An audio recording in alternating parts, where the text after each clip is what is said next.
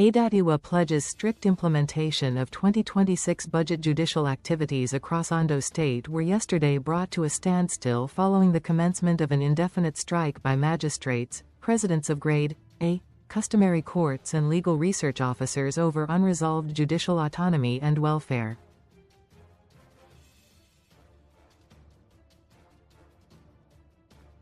The industrial action was declared by the Coalition of Magistrates, presidents of Grade A, Customary courts and legal research officers, Ondo State Judiciary, in a notice dated January 2, 2026, and addressed to all members across the state.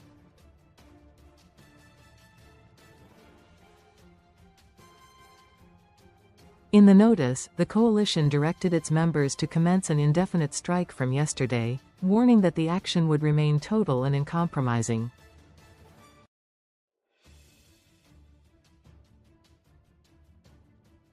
Throughout the strike, members were strictly barred from performing any official duties, including reporting to offices, sitting in court or acting in any official capacity.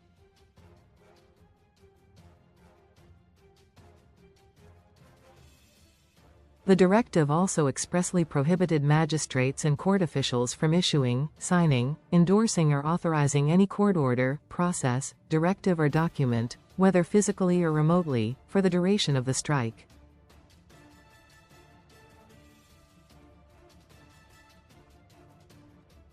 According to the coalition, the strike would not be suspended until its demands are fully met.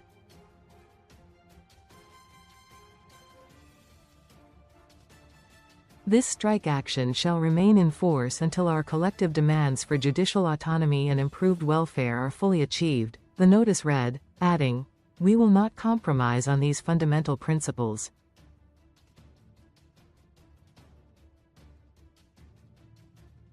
The coalition urged members to remain united and resolute, calling for discipline, unity and unwavering solidarity in support of the action, while assuring that updates would be communicated as developments unfold.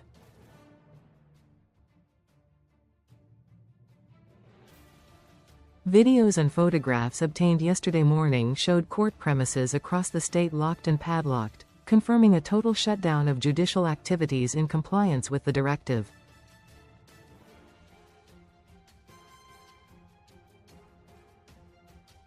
The industrial action followed long-standing grievances by judiciary workers in the state over poor working conditions and decaying infrastructure.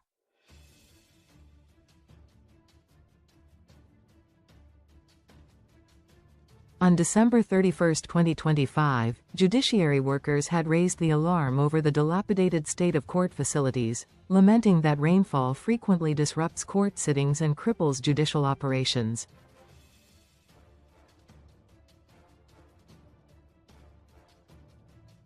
They also decried poor welfare conditions, which they said have continued to undermine the justice system under the Governor Lucky Aiyedatiwa's administration.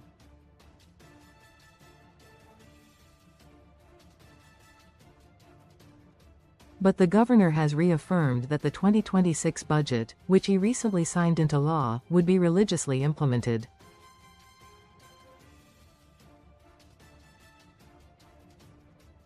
While describing the move as critical to sustaining Ondo's development trajectory, Aiyedatiwa stated that the fiscal plan contained provisions that would positively impact and improve every sector of the state.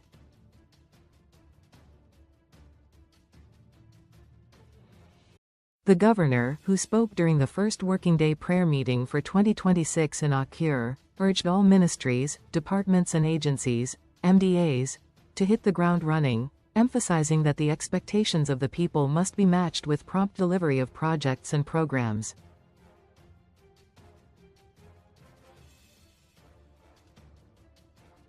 According to Aiyedatiwa, public servants and political office holders must place the broader interest of the state above their own, urging citizens to support the government by meeting their obligations and embracing the new year with optimism, patriotism, and a shared sense of responsibility as stakeholders in Ondo's progress.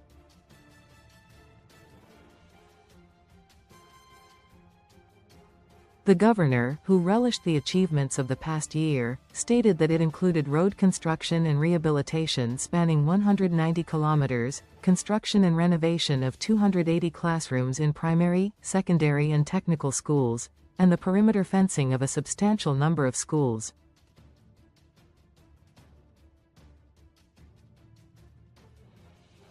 Regarding healthcare, he stated that the 112 health centers awarded for renovation and new construction in 2025 were being completed and put into use, while the solar lighting initiative, launched in Akure, was being expanded to all local councils.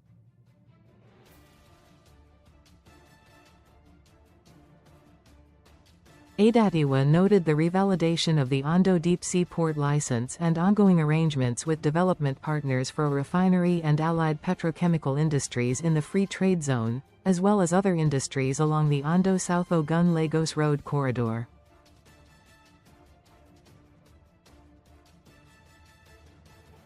He said his administration was also reviving moribund industries such as the Ifon ceramic industry and Okitipupa oil mill, with new industrial projects planned for the ore axis.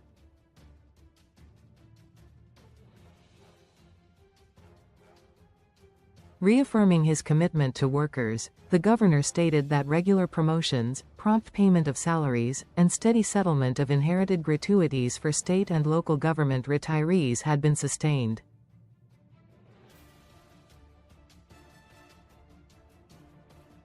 Gradual recruitment, he added, would continue to ensure effective succession planning and provide employment for young graduates.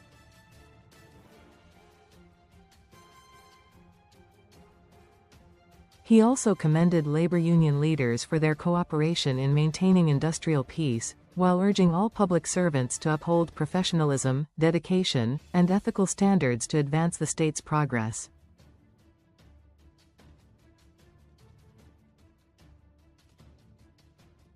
On his part, the head of service, Bayo Philip, observed that the public service had continued to record steady and verifiable progress under the current administration.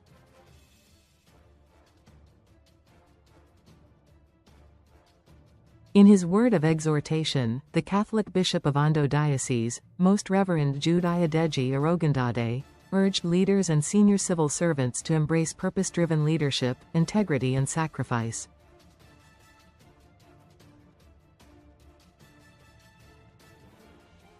He challenged office holders to make government work for citizens by administering the Commonwealth for the common good, guiding the people and unlocking development through their God-given talent.